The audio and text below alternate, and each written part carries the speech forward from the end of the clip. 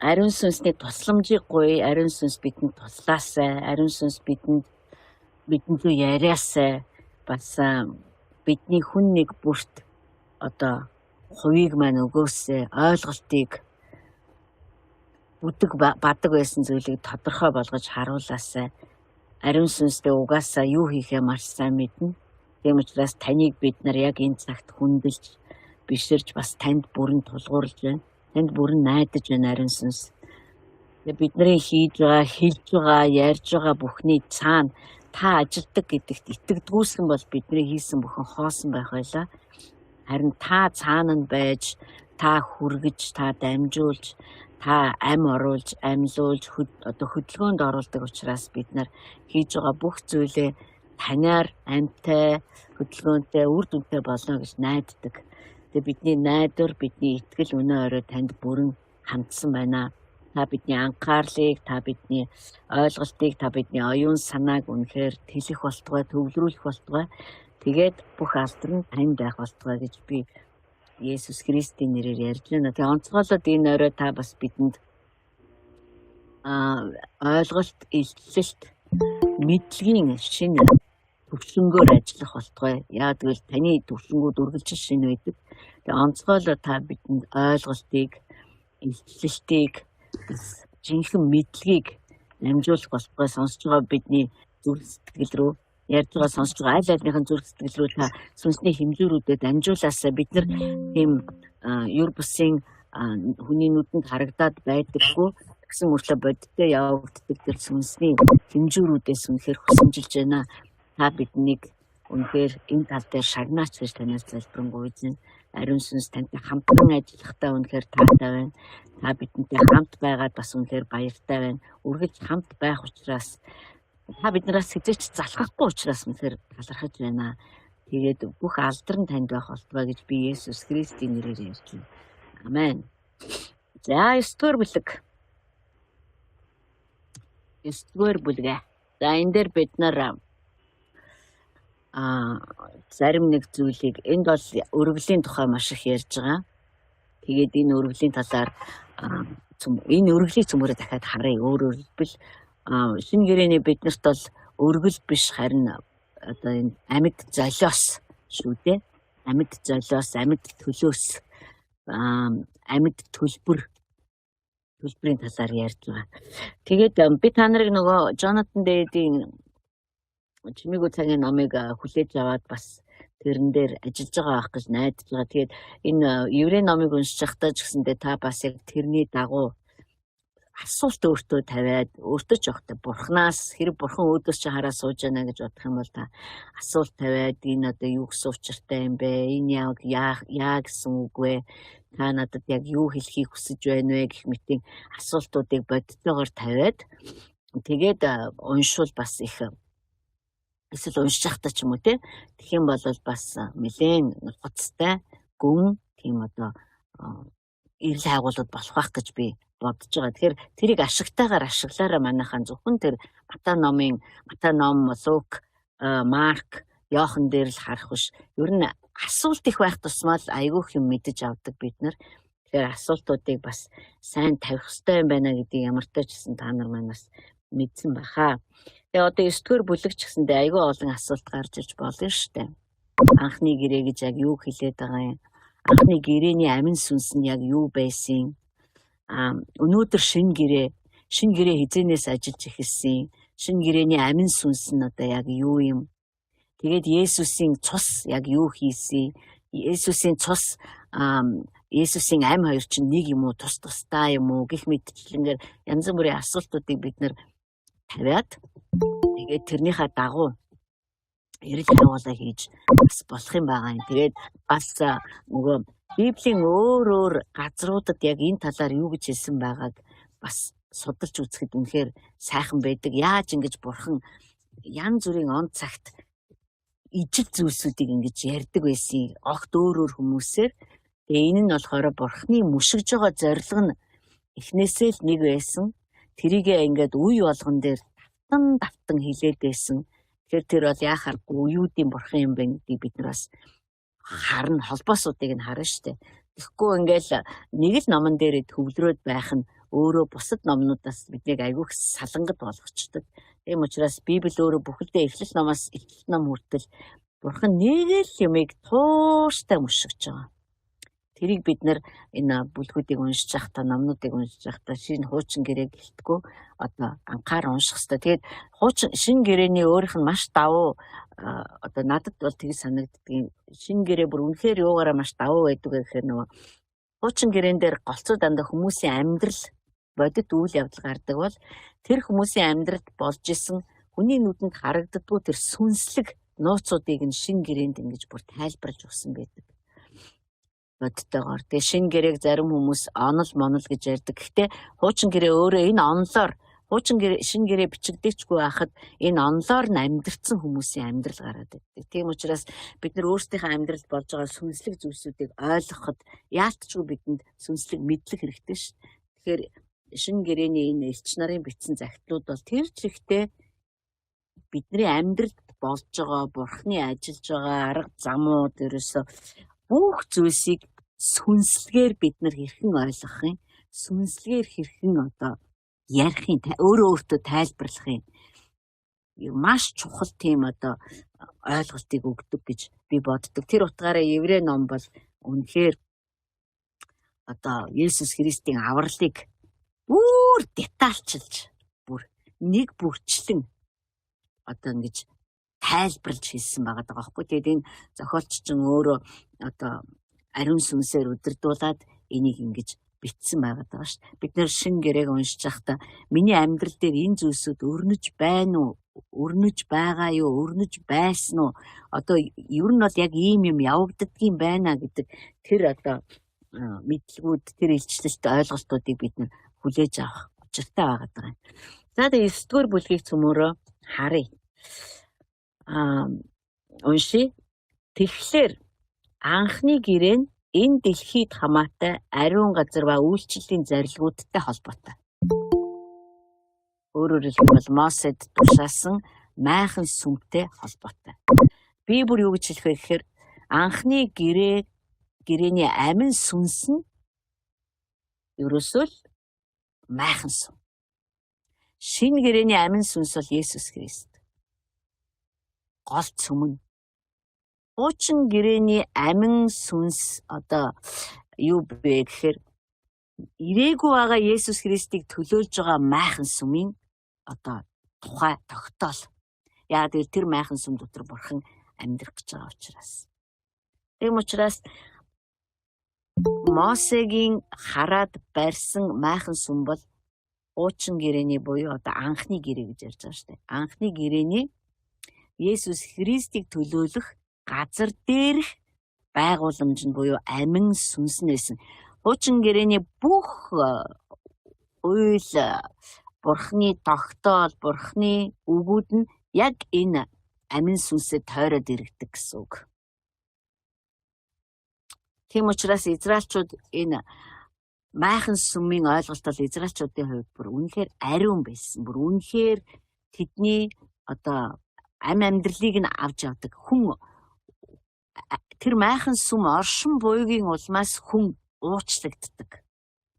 Хүн цаашаа Бурханд өөрийгөө зориулах хүчийг авдаг. Хүн Бурхан хоёр яаж харилцах вэ гэдгийг чинь энэ майхан сүм өөрөө зохицуулж өгдөг байсан хуулиараа. Тэгэхээр яах арга байхгүй майхан сүм бол газар дэлхий дээр барьсан хүн гараараа барьсан тий хүний нүдэнд харагддаг ирж яваа Христийн хуулбар сүүдэр одоо зураг нь байсан. Амин сүнс нь байсан гэж бид нар ойлгомоор байгаа юм. За эхлээд асар бэлтгэгдсэн. Өөрөөр хэлбэл маш том майхан. Түүний дотор одоо маш том майхан дотор дахиад нэг жижиг майхан байсан шүү дээ. Тэгэхээр тэр маш том ерөнхий майхан дотор нь юу байсан бэ гэхээр би одоо ингээд таныг бас нүд амаараа дүрслээд юу яагаасаа гэж бодохгүй төсөөлөд дүрслээд бодоосаа. Бид нар өнөөдөр ийм майхан дотор орохгүй ч гэсэн тэгээ юмыг ойлгоё гэвэл бас нэг төсөөлөө ажиллуулчихад гингүй шүү дээ. Тэгэхээр энэ том майхан дотор оронгууд юу өгддөг байсан бэ гэхээр гэтээ жирийн хүн бол орохгүй л дээ зөвхөн Леви овгийн тахилч нар ордог байсан. Дэнлүүний суурь байдаг гэсэн. Өөрөөр хэлбэл дэнлүү асаах суурь байдаг байсан. Тэгээд талах ширээ байдаг байсан. Ширээн дээр нь одоо өдөр болгон шинээр солигддог байсан тахилын талхнууд байдаг байсан. Ариун талх гэж. Ариун талхнууд тэнд өглөө болгон дахиж тэр эхний майхан дотор ороод хийдэг үйлчлэл юу вэ гэхээр дэнлүг асаах, дэнлүг унтраах. Талх, оршихуйн талх гэдэг штэ. Оршихуйн талхыг одоо өдөр болгон шинээр солих. Энэ дэнлүүнч Есүс Христ мөн, энэ талханч Есүс Христ өөрөө мөн. Яа тэгвэл Иохан ном эхлэхдээ тэр бол хүмүүсийн гэрэл байсан юм а гэдэг. Есүс Христ өөрийгөө хэлэхдээ би бол Тэнгэрээс буусан талх байна. Намайг идэх ёстой та нар гэж хэлж байсан. Тэгэнгүүтээ энэ нь ариун газар гэж нэрлэгддэг байсан. Хоёр тэгээд хөшиг татаастай байсан. Тэгээд цаана нь жижигхэн майхан байдаг байсан. Тэр хөшигний цаана ариунаас ариун газар байдаг байсан. Тэр шигээ бол хийн ч орохгүй. Зөвхөн тэргүүн тахилж тэгтээ өдөр болгон биш. Сар болгон ч биш. Хүссэн цагтаа ч биш. Бүр ормоор байна гэд бүр яаж ч байсан орохгүй. Жилд нэг л удаа орно. Тийм хуйлтай. Ариунаас ариун газар бол ерөөсөө жилд ганцхан удаа ордог ийм л газар байсан. Тэр ариунаас ариун газрын тавилга, бид нар энэ тавилгууд дээр анхаарлаа хандуулах хэрэгтэй. Ариунаас ариун газар юу байсан бэ гэхээр анхлын үнэрт утлаг өгүүлдэг тахилын алтан ширээ байдаг байсан. Тэр алтан ширээн дээр амьтны мах тавихгүй. Зөвхөн анхлын үнэрт утлаг өгүүлдэг байсан. Тэр ариунаас ариун газарт. Тэгэд анзаарах юм бол тэнд дэнлүү байхгүй байгаа. Дэнлүү бол гадна талд байгаа шүү дээ. Өөрөөр хэлбэл тийшээ орохоор харанхуй байдаг байсан. Харанхуй. Тэгээ тэр газрыг зөвхөн бурхан өөрийнхөө алдраар л гэрэлтүүл. Өөр ямар ч байгалийн гэрэлж байхгүй, хүний гэрэлж байхгүй. Хүн ч тэнд өөрийнхөө одоо зоргоор юуч харагдахгүй шүү дээ. Нэг юм асаачилдаг ямар ч боломжгүй. Тэнд бурханы алдрал тэр хүнд одоо юмыг нь зааж өгдөг. Ийм онцгой газар байдаг байсан. За, тэгээ тэнд анхлын утлагтай тахил өргөхөд зориулагдсан тахилын алтан ширээ байсан. Тэгээ алтаар хийсэн гэрээний авдар байсан. Авдар дотор нь болохоор манна байсан. Маннаг алтан савнд хийцэн. Тэгээд Аароны навчилсан таяг байсан. Тэгээ гэрээний хавтангууд байсан. Тэгээд авдар хаагдахад дээр нь өршөөлийн суудал гэж байсан. Өршөөлийн суудлыг хоёр хэрүүб далавчаараа халахсан байсан. Яг тэр өршөөлийн суудал дээр тэрүүн тахилж жилд нэг удаа ороод авч орсон цусаа өршөөлийн суудал дээр асгахад бурхан хүмүүсийн гэм нүглийг тэр цус халахж байна гэж үздэг байсан. Одоо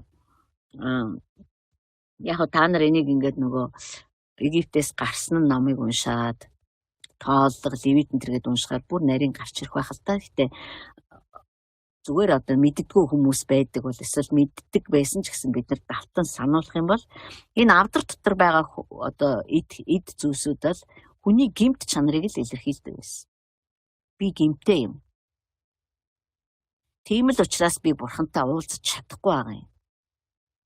Ингээд цус асгахад бурхан бидний гэм нүглийг одоо халахлагдсан гэж үздэг байсан. Нэг жилд нэг удаа. Одоо манна байна. Тэд нар ч хоол нэгсээр хагаад манна авсан штэ. Тэнгүүд Аароны навчилсан таяг. Тэд нар бурхны одоо засаглалд итгэхийг хүсээгүй. Тэгээ бүр бөө маргаан болоод тэгээ Аарон бүр за би таяга хэрэг миний таяган дээр бүйс цэцгэлэх юм бол бурхан намайг томилсон байна гэж та нар мэдэх болтугай гэдэг нөгөө эсэргүүцээд бурхан Мосе Аарон хоёрт өгсөн эрх мэдлийг хүмүүс эсэргүүцээд байсан шүү дээ. Хэрэг та нар санаж байгаа бол. Тэгэхээр энэ бурханы эрх мэдлийг эсэргүүцэн тэрслэгч гэдгийг маань энэ сануулдаг байсан. Зөвхөн түүгээр л тэжээгддэг гэдгийг маань талах нь маанаа сануулдаг байсан. Тэгээд бурханы тушаал тэр чигтээ хүний гэмт мөн чанарыг илэрхийлдэг байсан. Чи бол гэмтэй, гэм нүгэлтэй гэдгийг илэрхийлдэг байсан. Тэгэхээр авдар дотор байгаа одоо энэ тавилга ба шүү дээ. Энэ яагаад чухлыг одоо бид нар ярилцж байхдаа гаргаж ирнэ. Энэ яагаад чухал байсан бэ гэхээр хүн жил болгон амьтны цусаар өөрийгөө бурхнаар уучлуулах гээд ирэхдээ л одоо энийг үнэхээр гүн ухамсарладаг. Би нэр үнэхээр л гэмтэн байсан юм та. Би үнэхээр гэмтээ шүү. Тэд нар авдар дотор юу байгааг мэддэг. Ямар их тэрслэл байгааг мэддэг. Итгэлгүй байдал, хүний гэмт мөн чанар одоо ажиллаж байгааг тэд нар мэддэг байсан. За тэгээд өршөөлийн суудлыг хасахлагч алдрын хэрүүбүүд авдрын дээр байдаг байсан. Яг далавчаараа өршөөлийн суудлыг халахалдаг байсан. Тэгэхээр нэг дандаа нэг тийм ариунаас ариун газрын наагур хөшиг халахалцсан. Тэнгүүдээ тэн дотор авдар дотор нь бас тодорхой тавилгуудтай тэгээд таглаа нь хаагддаг. Таглаан дээрээ өршөөлийн суудлыг бас хэрүүбүүд далавчаараа хаадаг. Нэг тийм туйлын хаалттай нэг тийм нэвтршгүй юм шиг их тийм байдлыг бид нар хараад байна шүү дээ энэ чинь. За гэвч би энэ талаар одоо нэг бүрчлэн ярьж чадахгүй. Эдгээр нь ийхүү бэлэн болоход тахилч нар үйлчлэлээ хийхээр эхний асарт байнга ордог байсан. Өдөр болгон тэд нар нөгөө дэнлүүг асаа нисүүл унтраа. Тэгээд хэрэг та нар санаж байгаа бол Самуэль сүмийн дэнлүүний гэрлийг асааж унтраадаг ажил хийдэг байсан шүү дээ. Хүүхэд байхдаа үйлчилж байхдаа. Тэгээд оршихуун талахыг сольдог байсан. Талах үргэлж шинээрээ байх хэрэгтэй. Өдөр болгон энийг хийдэг байсан. Харин 2 дахь газарт жилд ганц удаа зөвхөн тэргүүн тахилж ордог. Ингэхдээ тэр өөрийнхөө болон хүмүүсийн санаатай болоо санаагүй үйлдсэн хураагдсан, би англи хэлбэл дээрээс нь баяжуулж хэлж байгаа шүү. Санаатай болоо санаандгүйгээр хийсэн бүх нүглүүд хуримтлагдсан, 1 жилийн дотор 12 сард хуримтлагдсан гэм нүглийн төлөө ордог байсан. Цусгүйгээр орж болохгүй. Энд надад би нэг уншиж байхад гайхшруулж ирсэн зүйл юу байсан бэ гэхээр санаандгүй нүглүүд гэж байгаа. Тэгэхээр бид нар санаандгүй гэм үйлддэг. Тэгээ бид нар өөрсдөө санаандгүй үйлдсэн учраас тоодгүй. Гэтэл хүмүүс одоо энэ анхны гэрээ ажилдаг байхад гэм нүглийн өргөлөө аваад одоо майхан сүм дээр ирэхдээ дотроо боддог байсан байх нь шүү дээ. За би ийм нүгэл үйлдснээ бас санаж байна. Тэгэхдээ миний санаандгүй үйлдсэн нүгэл гэж байгаа. Та бүгдийг уучлаарай. Ингэж одоо өөрийнхөө санаатай болоо санаандгүй үйлдсэн нүглүүдээ ингэж улааж одоо хүлээн зөвшөөрч тэгээд тэр амтны цусыг амтнаа авчиж одоо тэргүүн тахилж дөгдөг байсан. Тэргүүн тахилж тэр цусыг аваад жилд 1 удаа тийшээ орохдоо бүр эмээн байж буруу арга замаар хийгдсэн байх вэ? Миний зүрх сэтгэл. Тийм учраас эдгээр чинь бүр жилд 1 удаа өргөдөг энэ тахилд бүр өөртөө туйлыг цэвэршүүлэн бэлддэг байсан. Тэргүүн тахилч нар. Тэгээд орохдоо миний санаатай болоо санаандгүй гэм нүглүүд. Хүмүүсийн бүр энэ ард түмний санаатай болоо санаандгүй хийсэн бүх гэм нүглийн төлөө би танд энэ цусыг өгж байна гэд өршөөлийн суудал дээр тэр цусыг асгахад бурхан хүмүүсийн гэм нүглийг энэ цус халахж байна гэж үздэг гэсэн. Гэхдээ дараа жил дахиад энэ хийгдэн. Тэгээд энэ бас их одоо чухал гэж боддог. Бид нар бурхны өмнө ирээд одоо бид нар үндэ бол санаатайгаар хийсэн зүйлүүдээ сайн санана л да. Санаандгүй хийсэн зүйлүүд зөндөө байдаг. Тийм учраас бид нар түүнээс имээдэг байхгүй юу? Миний санаандгүй хийсэн би өөрөө мэдэхгүй байгаа, ухаарахгүй байгаа ийм зүйл. Бид нар дандаа нөгөө өөрийнхөө санаж байгааг л хэлээд байдаг болохоос бусад талаараа би гин зэмгүй гэж боддог. За, энэ надад бас айгүй том тийм одоо чухал ойлголт өгч ирсэн да. За, ингэхдээ тэр өөрийн болон хүмүүсийн санаандгүйгээр үйлдсэн нүглүүдийн төлөө өргөх цусгүйгээр ордгүй байжээ.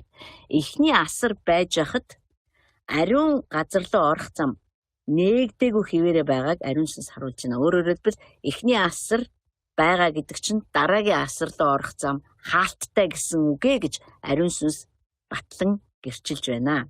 Энэ нь одоо үеийн төлөөх бэлэгдэл байлаа. Өөрөөр хэлбэл энэ нь ирэх цагийн хуулбар байлаа гэсэн үг. Одоо Есүс Христийг ирэх үеийг хүртэл өгөгдсөн хуулбар нь, сүүдэр нь, загвар зураг нь байлаа. Ёсоор нь өргөгддөг бэлэг ба тахил нь үйлчлэгчийг мэс чанарын хувьд хизээч цэвэрлэж эрх чөлөөтэй болгож чаддаггүй байсан. Одоо энэ жил болгон өргөж байгаа тахил чинь. Жил болгон өргөж байгаа тахил хизээч хүнийг мэс чанарын хувьд одоо хүн чинь нөгөө хүн гим нүгэлтэй гэдгээ мэдрүүлдэг одоо тэр зүйл чи одоо энэ бүр сүнсэн дотор нь оршиж байгаа шүү дээ тэр одоо мэс чанарт нь. Тэгээд хичнээн өргөл өгсөн ч тэр хүний энэ сүнсэн дотор энэ мэс чанарт нь байгаад байгаа тэр боолчлол хിവэрэл байгаад байдаг байсан. Яаж ч өргөл өргөөд одоо тэр хүн 20 жил өргөж байна уу, 30 жил өргөж байна уу, 40 жил өргөж байна уу? Яг тэр гим нүглийн боолчлол дотор би хിവэрэ байна гэдэг тэр боолчлол чинь хിവэрэл байгаадсан. Паул өөрөө загтал дээр Ром номын 8 дугаар бүлэг дээр хэлдэг шүү дээ. Би бүр үнэхээр гайхсан. Би яагаад хүсээд байгаа сайныгаа хийж чаддгүй юм болоо? Би дандаа яагаад хүсээд байгаа сайныгаа хийх гэхээр хүсэхгүй байгаа муугаа хийчдэг юм болоо. Энэ ч нөө хүний доторх гинт чанар одоо алга болоогүй байгаа учраас зүрхэндээ сайныг хийхийг хүсээд идэг. Тэгэл муу хийчдэг. Тэгээд Паул дараагийн бүлэг дээр нь ямар гайхалтай юм бэ? Есүс Христ дотор байгаа хүн үнэхээр ерөөлтэй ямар ч ялгүй байна. Тэгэхээр Паул тэрнийг одоо гмийн боолчлоос салсан байгаа байхгүй Христэд итгээд. Одоо түүнийг дахиж мэс чанар нь зовоохоо болцсон. Тэр нэг гим нүглийн дарамт, тэр нэг гим нүглийн одоо буулга. Чи тэгтэл гимтэй штэ, чи тэгтэл буруутай штэ гэдэг тэр нэг буулга өөрөөс нь авагдаад хайцсан. Энэ зөвхөн Христ дотор зайлуулагдд юм байна гэдгийг Паул өөр мэдэрсэн байхгүй, мэдсэн бүр. За тэгэхээр мэс чанарыг нь төгс болгож чадахгүй, эрх чөлөөтэй болгож чадахгүй. Байнга буруутгал дотор байлгадаг байсан. Энэ тахил, энэ гим нүглийн төлөөх тахил. Энэ нь өөрчлөлтийн үе хүртэл тогтоогдсон хоол унд олон янзын угаал бүхий зөвхөн махан бие тамаатай зарилгууд юм. Өөрөөр хэлбэл энэ нь Есүс Христийг ирэх хүртэл би одоо оновчтой орчуулгаас нь ярьж байна. Эдгээр зүйлс нь Есүс Христийг ирэх хүртэл хүн бие яаж авч явах юм? Хоол одоо тэр тахил өргөж байгаа майхан сүм дээр хурж ирэхэд тэр бүх одоо малаар дахил амьтнаар дахил өргөдөг бүх үйл явцууд яаж явагдах юм? Хүн яаж өөрийгөө угааж цэвэрсэн байх ёстой юм? Энэнтэй л хамаатай зарилгууд юм аа гэж байгаа байхгүй юу? Харин Христ ирэх сайн юмсын тэргүүн тахилч нь болж үзэгдэхдээ тэрээр илүү агуу бөгөөд илүү төгс асраар нэвтэрсэн юм аа. Энэ асар гараар хийгдэг. Өөрөөр Мосегийн гараараа Мосегийн барьсан асар огтос биш. Өөрөөр хэлбэл энэ газар дээр байсан бүтээл их биш. Тэр ямаа болон туглын цусыг барьж ороогүй. Харин мөнхийн золилтыг агуулсан өөрийнхөө цусаар ариун газарт нэг удаа нэг мөсөн орсон юм аа. Нэг удаа, ганцхан удаа нэг мөсөн гэдэг чинь дахиж хизээж давтагдахгүйгээр орсон. Учир нь хэрв махан биеийг цэвэршүүлэхийн тулд бузардсан хүмүүсийн дээр ямаа болон бухын цус охин барууны үнсийг цацаж ариусгадаг байсан бол бүр ариусгаж гин гэж итгэдэг байсан бол бурхан бүр тэгж хий тэгвэл би та нарыг хүлээж авна гэж хууль гаргаад тэгж хийдэг байсан бол Есүс Христийн илүү дээр ажил нь юу байсан бэ гэхээр тех тусмаа мөнх сүнсээр гимгүй өөрийгөө бурханд өргөсөн Христийн цус нь бидний мэс чанарыг үгсэн үйлсээс цэвэрлэн амьд бурханд үйлчлүүлнэ шүү дээ. Хэдүүлээ хамгийн эхлээд ярих зүйл маань юу вэ гэхээр мөнх сүнсээр гимгүй Есүс Христ. За. Яагаад заавал Есүс Христ дахил болж өрөвдөх ёстой байсан юм бэ? Хин түүнийг одоо ямар ч гин зэмгүй нэгэн гэж батлах юм бэ? Яагаад Бурхан заавал одоо Есүс Христийг ингэж одоо өөрийнхөө хүүг ингэж илгээж одоо загалмай дээр хүмүүсийн гин нүглийн асуудлыг шийдэх дахил болгож өрөх ёстой байваа гэж. Есүс Христ бол төрөхт хин хөвлөд бий болохдоо эрэгтэй эмэгтэй хоёр хүний нэгдлээс бий болоогүй. Энийг та нар мэднэ. Өөрөөр хэлбэл тэнд одоо эмэгтэй хүний өндгөн эс, эрэгтэй хүний үрийн шингэн оролцоогүй.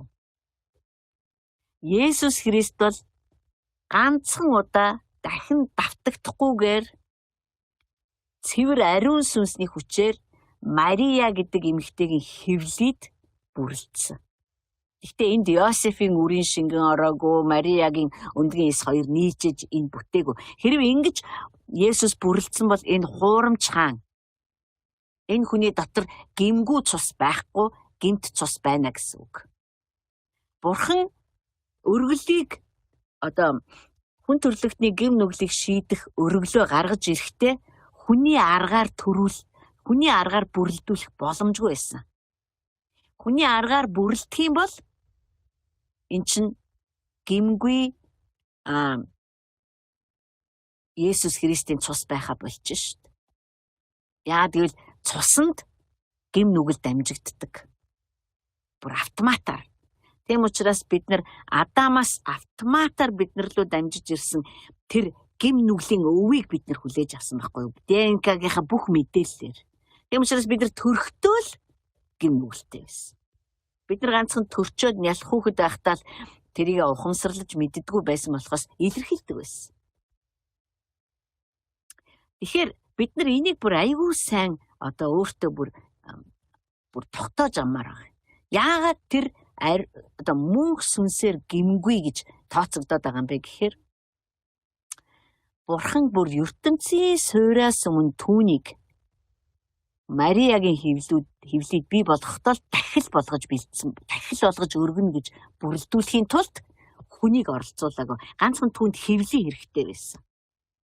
Одоо өсөж бойжих, төрж гарч ирэхэд одоо хин нэгний бие хэрэгтэй байсан. Тэр хин нэгний бие бол Мариягийн бие байсан болохоос ш бүрлдэх арга зам нь хүнийх байгаагүй. Тэр эн чинь өөрөө одоо Есүс Христийн бурханлаг, тэнгэрлэг угсааг дээрэс нь цуснд нь ямар ч гим нүглийн одоо юу ч ороогүй юм байна гэдгийг харуулдаг. Тийм л учраас Бурхан бүр эхнээсээ л энэ тахилд хүүгээ бэлдсэн, энэ хүүг бүрлдэх савыг бэлдсэн, энэ хүүг төрүүлэх одоо хүнийг нь бэлдсэн байгаа байхгүй юу? Энэ Есүс Христ бид нар Христ гэдэг шашинд итгээгүй, бид нар аюул өөр юмд итгэдэг.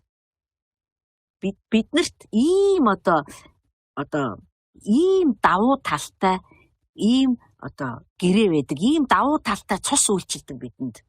Энэ цусны дотор Йосефийн юу ч байхгүй, Мариягийн юу ч байхгүй. Бид нар чинь заавал эцэг гэхээсээ нэг юм авч төрдөн штэ. Биднэрт автоматар ДНК-гаар биднэрт эцэг гэхий маань алдаа, оноо, авиас, бэлэг одоо бүгдээрээ дамжуулагддаг. Бидний үсний өнгө, нүдний өнгө, одоо бидний харагдах байдлаас ахуулаад бидний зүрх сэтгэл, бидний ааш, аран шин, бидний одоо дадал зуршил бүгдээрэнд маань л тэр ДНК-гийн мэдээлэл байдаг. Харин Есүс Христийн цуснд тийм мэдээлэл ерөөсөө ороогүй. Бурхан бүр онцгой. Тийм учраас бид нэр Христийн төрөлтийг онцгой гэж үзэх ёстой. Эн чинь Бурхан ариун сүнсээрээ тэнд бүр хүн бүтээж байгаа байхгүй. Яагаад заавал тийм арга замаар бүтэх ёстой байсан юм? Яагаад тэр чинь хожим. Тэр цусаа бариад Бурханы ариун оршихуйд очихдоо хүн төрлөختөн байтугай сансар окторгой оод гариг эрхэс бүр атмаас ахуулаад агуу том тэнгэр элч хүртэл бүгд Бурхантай одоо эвлэж найрамдахын тулд байлаа шүү дээ. Тэр түнд гимгүү цус хэрэгтэй байсан. Би танд гарал үүслийг хэлж өгч шүү. Та одоо санаж л байгаа хүн нэрээ дэгдэг шүү дээ. Тэгэхээр Есүс Христ бол энэ утгаараа хинтээж адилхан биш. Тэгээ яг харагдах байдал нь бол яг хүний бие дотор амьдарсан. Гэхдээ яг үнэндээ тэр бурхны хүчээр бүрэлдсэн. Түүнд хүний одоо ямар ч тийм эд эс ороагүйс. Одоо үрийн шингэн оролцож ингэж бүтээгүй. Эрэгтэй эмэгтэй хоёр хүний дундаас нь тэр төрөөг. Тийм учраас бид тэр түүнийг бурхан өөрөө бүтээж бүрэлдүүлж бий болгосон учраас бурхны хүү гэж нэрлэдэг байгаа. Тэгээ тэр өөрийнхөө энэ цусыг аваад ороход айх юм байхгүй байсан. Алдах юм байхгүй. Яа тэгэл тэр мэдчихэж шít. Энэ л цус хүн төрлөختний гэм нүглийг угаах чадaltaй. Тэгээ бид нар түүний цус юу хийх чадaltaйг энэ дээр бас юу гэж бичсэн байна тэндээс нь харна л та. Тэгээд нэгдүгээрт энэ цус бид нарыг цэвэрлдэг. Дотор гаднагүй. Англи библиэр тэгж хэлж байгаа. Дотор гаднагүй биднийг цэвэрлдэг. Бидний мэс чанарыг бүр мөлчийлэн цэвэрлдэг. Ямар ч дарамтгүй, ямар ч тийм буруутгалгүй, ямар ч тийм гин нүгэл хийсэн мэдрэмжгүй болтол. Одоо мэдрэмжгүй гэдэг нь одоо би уучлалт гуйлаа, Христийн цус намайг угаалаа. Тэгэл би урагшлахад тэр намайг хоош нь татдаггүй гэсэн үг. Бид нар бүр тэр тухайд дурсаж боддогчгүй. Та намайг уучлсан. Тэгээ ингэж итгэх нь айгүй чухал ахгүй юу? Тэгээд цэвэрлдэг дотор гаднагүй бидний мэс түрүүн бид нар уншсан шүү дээ. Хүн хичнээн олон удаа өргөл өргөө жилд нэг удаа гэдэг чинь одоо 10 жил өргөл өргөсөн хүн гэдэг бол 10 удаа одоо гим нүглээ цайруулж өргөл өргөдөг байсан ба. Тэглээгээд ерөөсө гим нүгэл нь 10 жилээр зузаарна гэхээс ш ерөөсө нэмгэрэхгүй хасагдахгүй тэр хүний мэс чанарт ямар ч нөлөө өгдөг байсан. Харин Христийн цус болохоор ямар ч тийм үлдэгдэлгүй болтол цэвэрлдэг байсан. Ганцхан удаа өргөсөн цус шүү дээ. Жил болгон биш. Ганцхан удаа цэвэршүүлдэг байсан. Дээрээс нь хүний хичээл чармаалтыг устгасан энэ цус. Одоо энд ингэж хэлж байна л да. Христийн цус нь бидний мэс чанарыг цэвэрлдэг, биднийг үхсэн үйлсээс маань ангижруулдаг. Энэ ч бол цуг болгож бичсэн байна л да. Англи библиэр бол дотор гаднагүй биднийг цэвэрлсэн. Өөрөөр хэлбэл бидний дотор цэвэрших тусам гадна байдал маань яг тэр доторхойд хүн ер нь дотроо ямар байна тэрүүгээрээ л гадагшаа харагддаг шүү дээ. Бидний одоо зөв хүн байх гэж одоо нэг зөв амьдрах гэж өөрийнхөө хүчээр одоо зүтгэж одоо чармааж одоо ингэж байсан тэр бүх хий хоосон одоо хүчин чармаалтаас маань энэ цус намайг салгасан. Бид нар юу ч хийхэ болсон гэсэн үг биш. Гэтэ бид нар хийж байгаадаа найдахаа болсон гэсэн үг. Одоо юу гэмээр юм те. Паул ингэж хэлсэн маа. Түрүүчэн бүтээсээр хин Чинзо бас дурдчих шиг байсан. Паул ингэж хэлсэн байдаг. Би өөрийгөө ч шүүхгүй гэж.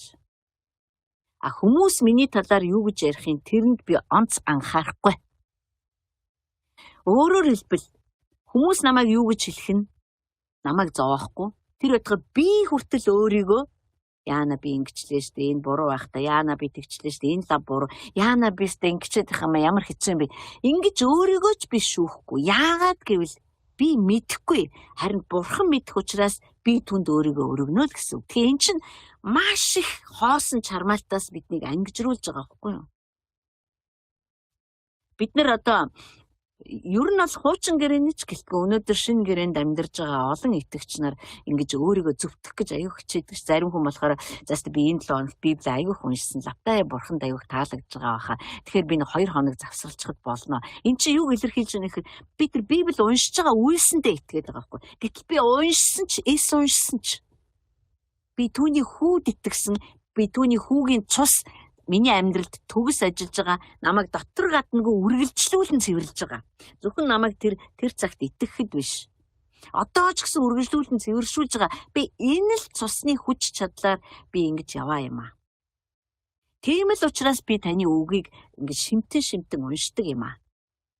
Би уншихгүй байсан гэд бурхан намайг ингээд хаанчлаас няслаад гаргачдаг юм биш. Бүр хаанчлаас гарах дээрээ тулах юм бол тэнд чи өөр гэм нүгэл яригдана гэсэн. Бид нар Еврей номын 6 дугаар бүлэг дээр харсан шүү дээ.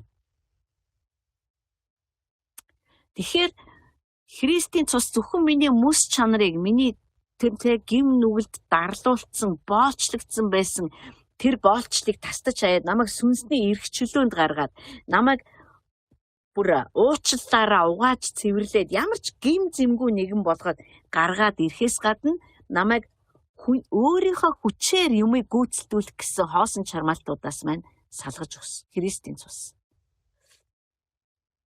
Тийм л учраас бид нар Бурхны өмнө баяртайгаар ирдэ шүү дээ. Яг тэгвэл Христийн цусаар би ордог гэж дуулдаг шүү дээ. Хурганы цусаар би ордог гэж. Би сайн учраас одоо бидний хувьд бол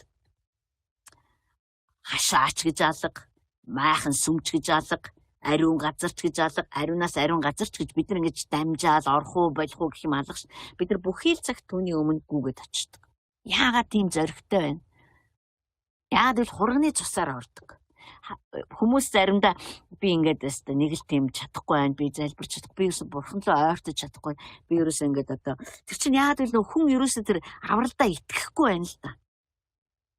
Аврагдсан штэ би чинь эцэгтэй хүн, би зүгээр одоо бүр хамгийн одоо дампуурлын үедээ ч гэсэн би түүн рүү очиход би тэр намайг тэрж аавна. Яагаад л Христийн цусны улмаас гэж бид нар бүх хичээл зүтгэл чармаалт маань Христийн цуснд итгэл дээр л ажиллах ёстой болохоос биш. Би одоо ингээ буруу юм хийсэн чи бурхан намайг хүлээж авахгүй байх. Би одоо ингэсэн юм чин тэр тийг. Миний юу хийсэн? Миний хаана амьдарч байгаа? Миний одоо хэр их Библи уншсан? Одоо миний хэр их юм бичиж тэмдэглэсэн? Эднэр биш, эднэр чухал мэдээж энэ үнэхээр чухал. Гэхдээ энэн дээр үндэслэж алхаж ордсон биш. Бид нар үүгийн өргөлд итгэдэг учраас түүний цусны хүч чадалд нь итгэдэг учраас амьтны цус бол хүч чадал байхгүй. Зүгээр бурхан тэгж тогтоосон байхгүй. Та нар хүүг ирэх хүртэл амьтны цус өргөөрэй. Тэр цусаар би та нарыг уучлаа гэж хүлээж авнаа. Гэтэ жил болгон давтагдах ёстой шүү. Тэр жинхэнэ цус ирэх хүртэл, жинхэнэ цус асгарах хүртэл. Хүний ямар тэгэхээр энэ майхан сүмийн үйлчлэл нь өөрөө нэг тийм хүний оролцоо яг хүн гараараа барьсан нь үнэн. Гэхдээ бүгд дээрээс заагдсан байхгүй. Загваранч дээрээс, хаана юу байханч дээрээс, хэн байханч дээрээс, хэн орхонч дээрээс. Тэг хэрхэн хүлээж аваханч дээрээс. Тэгтээ бурхан ирж яваа Христийг хараад түүний хуулбар болгож энийг хийжсэн.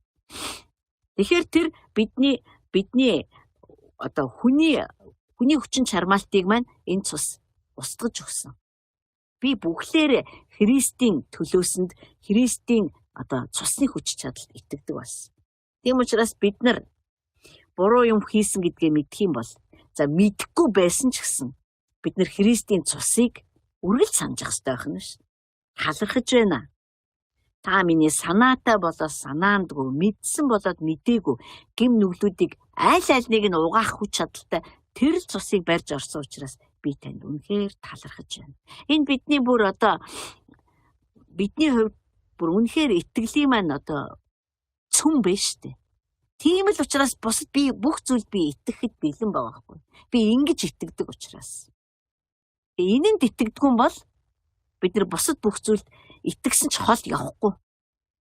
Тэр мэдээж идгээдэг, тэр чөлөөлдөг, тэр бидний итгэдэггүй эхнэр нөхөр аав ээж ахын дүүсийг өөртөө итгүүлдэг, гайхамшиг үйлддэг, тэр одоо хүлгүү хүнийг хөлтэй болгодог, дүлийн хүнийг сонсдог. Бүгд тэр энийг хийдэг. Энэ бүхнийг би харлаач түүний цусны хүч чадал, түүний цусны тэр худалдаж авсан тэр төлөөсний хэмжээнд нь би итгэхгүй бол энэ бүхэн чинь үнэхээр удаан явахгүй. Бид нар тэгэл зогсно. Бид нар эдгэрлээ авчин тэгэл зогсож. Бид нар чөлөөлөгдчин тэгэл зогсож.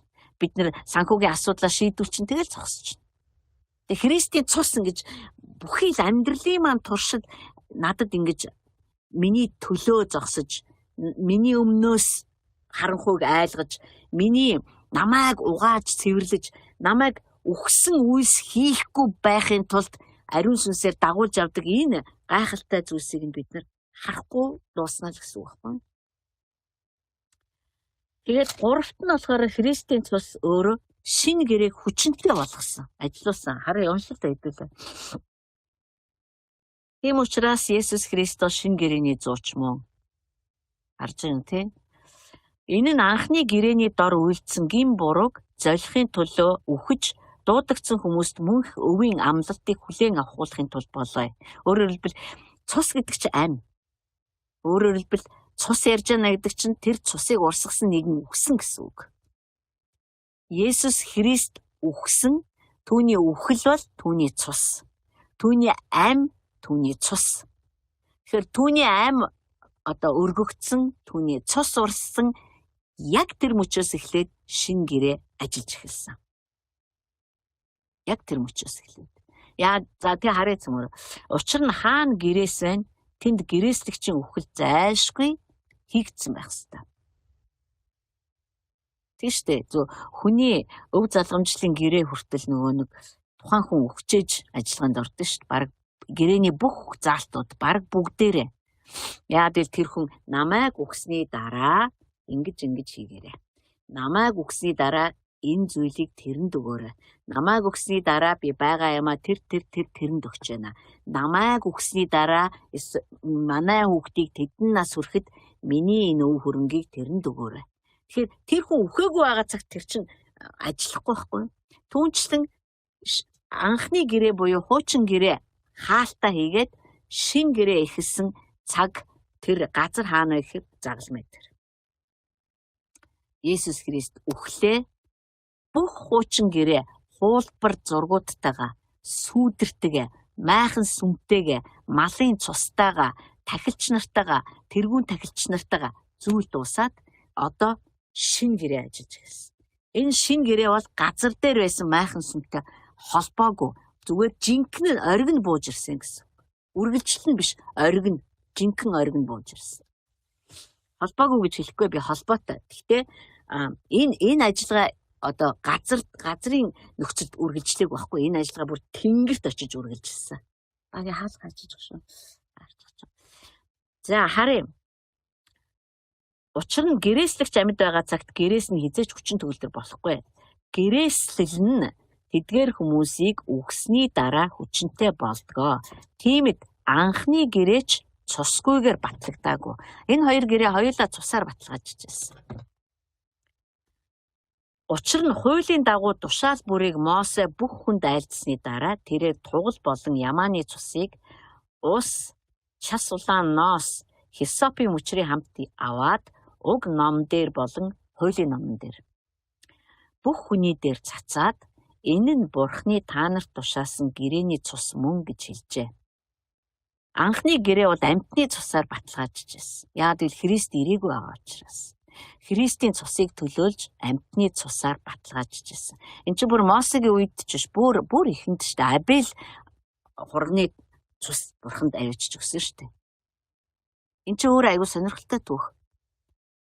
Адам Ява хоёр гим хийсэн. Тэгээ Эденээс хөөгдсөн. Тэгээ тэр хоёр хүү төрүүлсэн.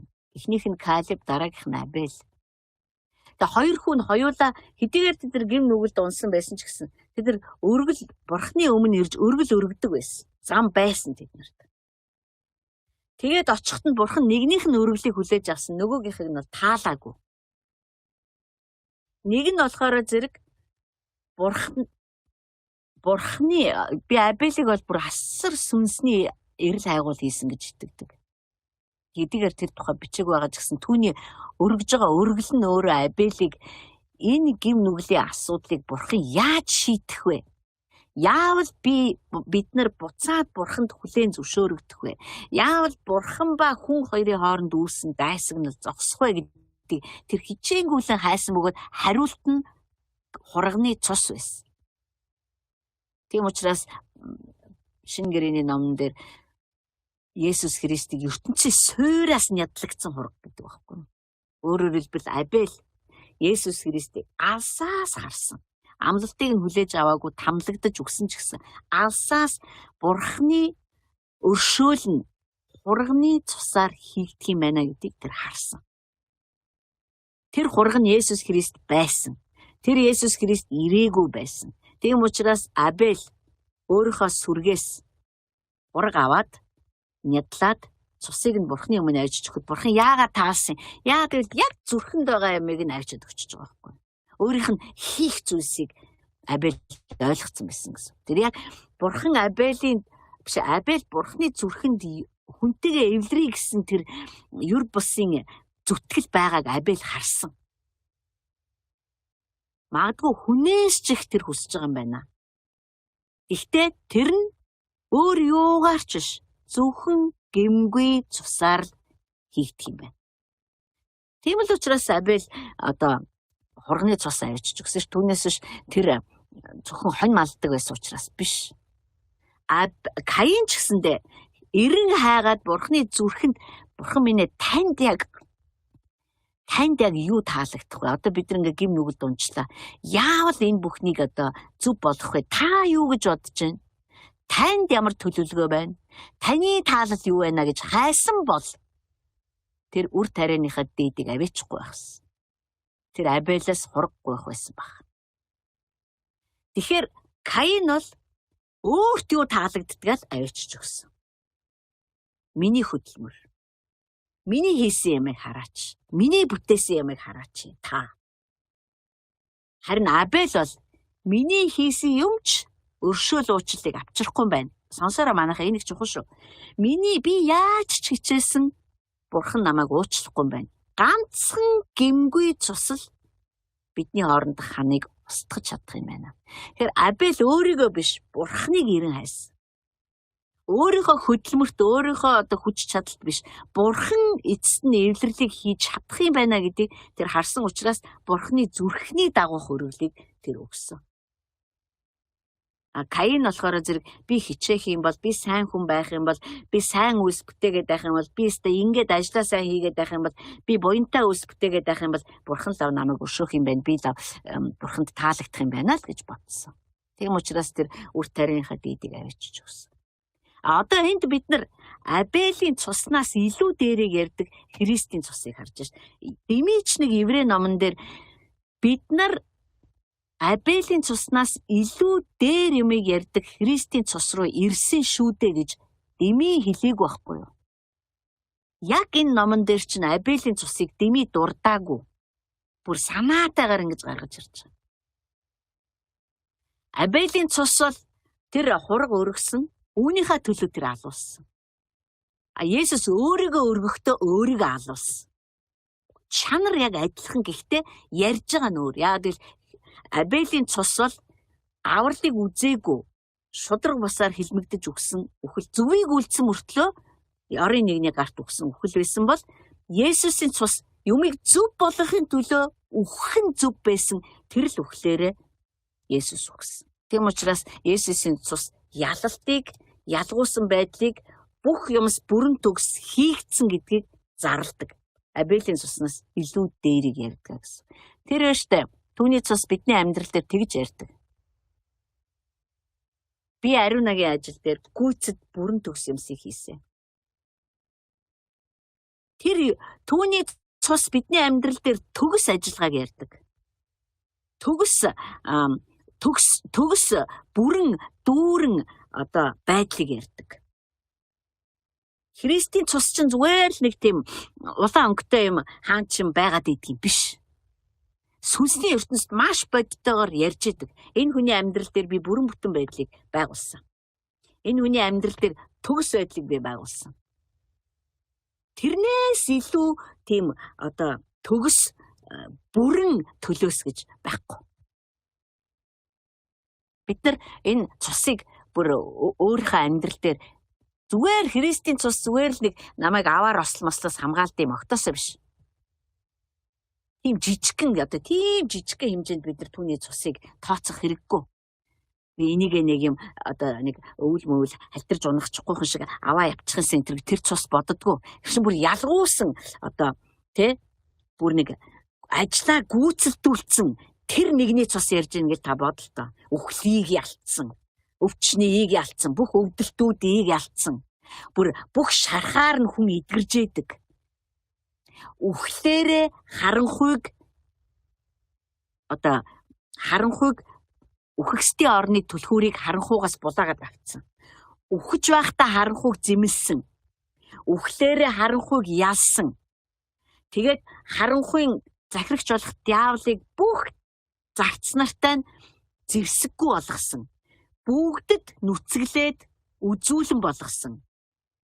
Хар энэ ялагдсан гэж.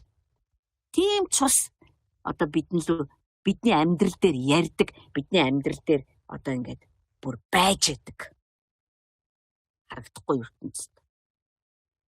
Тийм л учраас тэр л агуу хүч чадлаар нь та хоёр ямар ч гэмтэл, ямар ч тийм гар цохирлгүйгээр өнөөдрийн хүртэл туулаад ирсэн. Цаашдаач бид нар итгэлээ сахих юм бол бас яг л ийм л байх болно.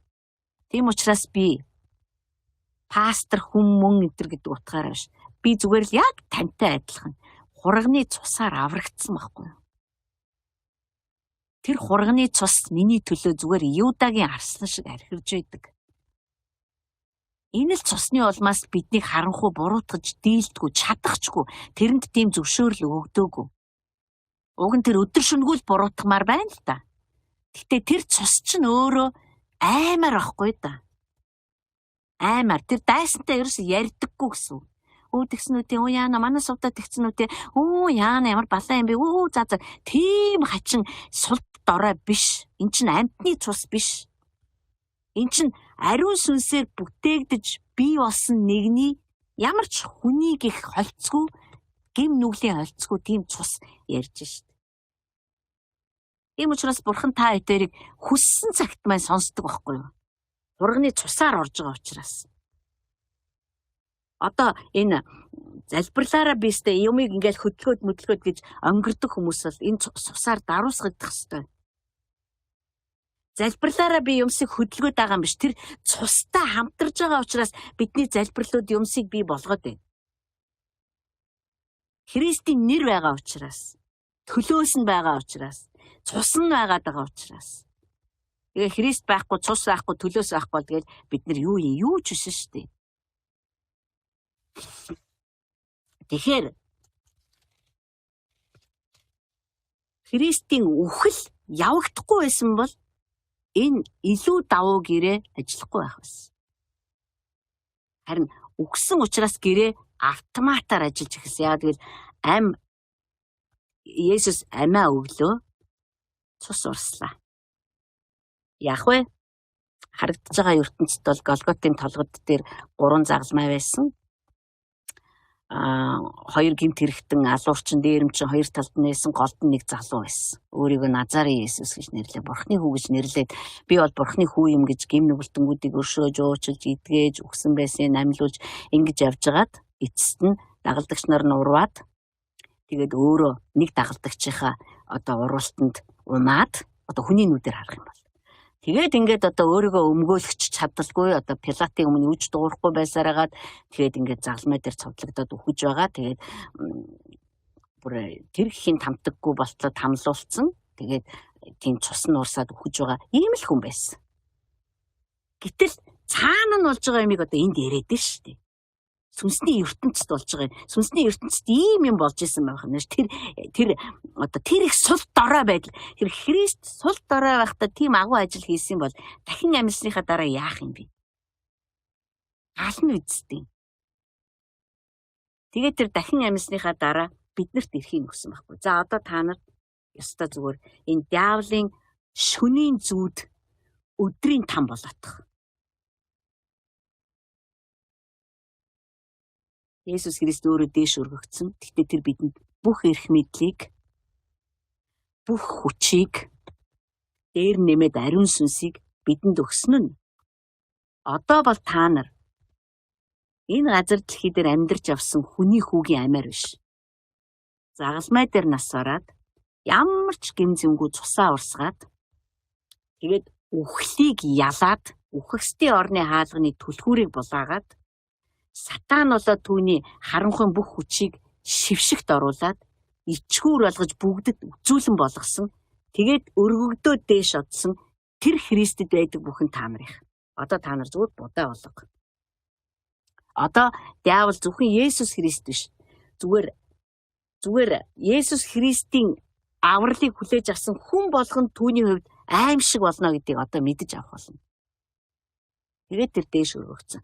Бүх дайснууд нь түүний хөлийн гიშгүүр болох хүртэл тэр дээш дээр эцгийн баруун гартал залрах бөгөөд бүх дайснууд нь хөлийнх нь гიშгүүр болохын цагт тэр өөрийнхөө ариун хүмүүсийг авахаар энэ дэлхий дээр 2 дахь удаага ирнэ.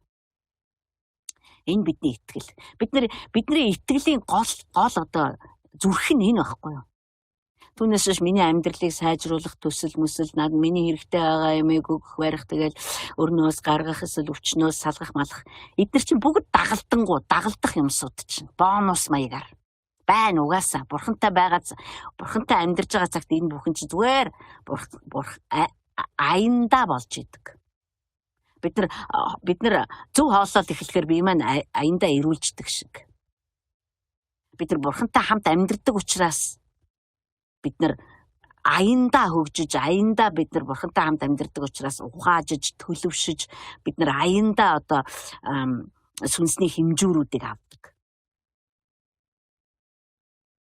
Тэгэхээр Есүс Христийн үхэл бол бидний төлөө хийгдсэн нэг л удаа хийгдсэн, нэг мөсөн хийгдсэн маш том ялалт. Загалмайн үхэл бол хинч дахиж хизээж хийгээгүй, хийж чадахгүй, өмнө нь хийж байгаагүй, ямар ч алдартай мундаг байсан Самуэль хийгээгүй, Давид хийгээгүй.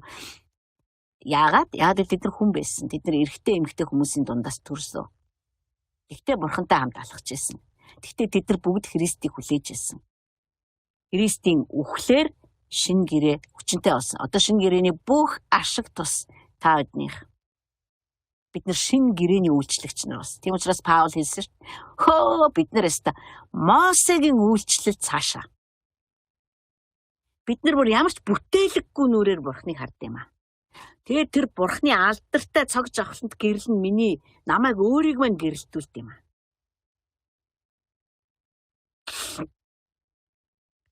За. Тааш нь харъя цөмөрөө. Энэ бол бүх хүн дээр цацаад энэ бол бурхны та нарт тушаасан гэрээний цус мөн гэж хэлжээ. Үүний адилаар тэр асар ба үйлчлэлийн бүх сав суулга дээр цус цацав. Цус ерөөсө хүрхгүй газар байхгүй. Бид нар одоогоос бараг 20 жилийн өмнө бидний Есүсийн цусны талаарх ойлголт бол тэр л байлаа шүү. Манай гэрийг аюулгүй байлган. Зарим нүр гэрийнхээ татган дээр бүр цус хүртэл төрчихжээ. Би бол мэдгэл юм байна. Амьтны цусалтаа. Энд чинь хуучин гэрээний үйлчлэл байхгүй. Христийн цусыг бид нар өнөөдөр өөр ямар цусаар төлөөлөх юм? Боломжгүй шүү дээ. Биднэрт юу байгаа юм? Бидэнд итгэл байна. Би тэгж итгэж байна. Таны цус гэхдээ зөвхөн хамгаалдаг биш. Түүний цус биш дээ. Тэр асар ба үйлчлэлийн бүх сав суулган дээр цацагдсан. Хуулийн дагуу бараг бүх юм цусаар цэвэршүүлэгддэг бөгөөд цус урсгахгүйгээр ямар ч уучлал байхгүй гэсэн. Тэгээд цусны хамааралгүй юм та бүхэн амьдралд ерөөсөй байхгүй. Цус бидний амьдралыг бүхэл нь хамаарна. Бидний үйлчлэлийг хүртэл хамаарна. Тэгэхээр Есүс Христийн үхэл буюу цус нь шин гэрээг амжилттай эхлүүлсэн. Маш амжилттай. Тэнд Есүс Христ үхэж байхад шин гэрээ эхэлж байсан. Илүү давуу сайн гэрээ эхэлж байсан гэсэн үг. За. Тиймээс Тэнгэр дэх юмсын хуулбаруудын хувьд эдгээрээр цэвэршүүлэгдэн харин Тэнгэрлэг юмс нь өөртөө тэдгээрээс илүүдээр тахилуудаар цэвэршүүлэгдэх шаардлагатай байв. Үндсэндээ бол газар дэлхий дээр Мосегийн сүм дотор болж исэн бүх үйл явц нь газар дээр хамааралтай байгаа бүхэнд хамааралтай байсан. Түүнээс Тэнгэр газар дээр явж байгаа зүйлсээр Тэнгэр одоо ажиллахгүй шүү дээ. Өөрөөр хэлбэл бурхан хүүгээ хүлээсэн хിവэрэ байсан. Би дахиад ойлгомжтой болгоо л да. Бурхан Мосед хуйлаа өглөө. Ямар хуйлаа гэхээр за чи майхан сүмийг барь. Яг миний хэлсний дагуу барь шүү. Яг ийм хэмжээтэй байна. Яг ингэж чинь ийм тавилгатай байна. Чи илүү ч юм хийж болохгүй, дутуу ч юм хийж болохгүй. Тэгээд яг Бурханы зааснаар майхан сүм баригдсан учраас Бурхан өөрөө тэр газрыг оршуугаараа дүүргэсэн. Тэнд дахилч нар зогсож үйлчлэл хийж чадахгүй болтол оршуун дүүрэн байсан. Яг л бүх юмс яг Бурханы зааснаар хийгдсэн байсан. Тэгээд жил болгон хүмүүс өргөлөө авчирч гмийн өргөлөө өргөдөг байсан. Гэсэн ч Бурхан энэнд ханаагүй, цатаагүй. Тэр илүү дээр хувилбараа хараад байсан. Өөрөөр хэлбэл Тэнгэр нь газар дахь хувилбараараа шинчлэгдээгүй. Харин Есүс Христ амиа өгөөд цусаа орсгосны дараа сая Тэнгэр хүлээж авсан. Сая Тэнгэр бүр үнэхээр уужилсан. Сая одоо Тэнгэр хансан гэх юм уу та. Бурхан туйлын ханамжтай болсон. ертөнцийн суйраас өмнө одоо тэр Адам Ева хоёрын гим нүгэлт унсан цагаас тэрнээс өмнө Бурхан авралаа бэлтгэсэн байсан гэж байгаа шүү дээ. Бурханы хүлээж байсан тэр зүйлс нь одоо биелээ болсон.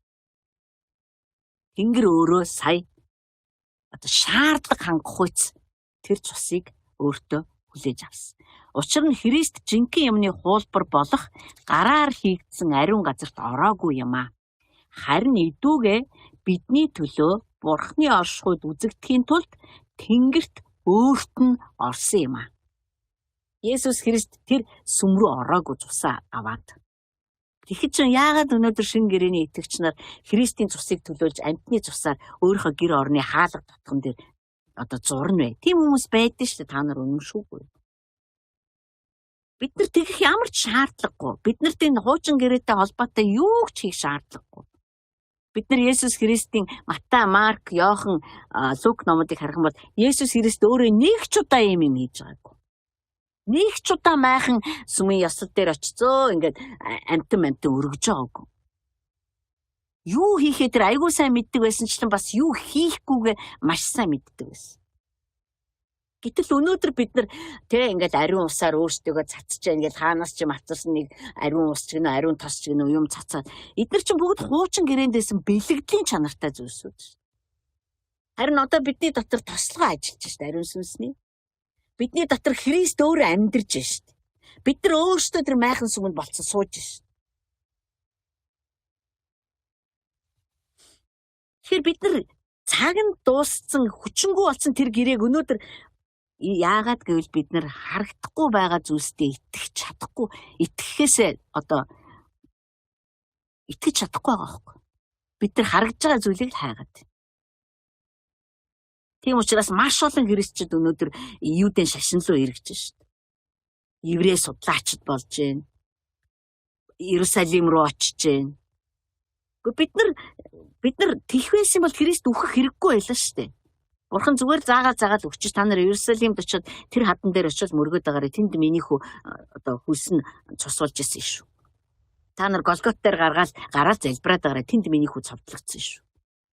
Гэхдээ тэр зөвхөн ч цовдлогдох шаардлагагүй байлаа л. Тэг бид нар яагаад тэр үеэ өнгөрөөцөн тэр хуулбарт мөргөх ёстой юм.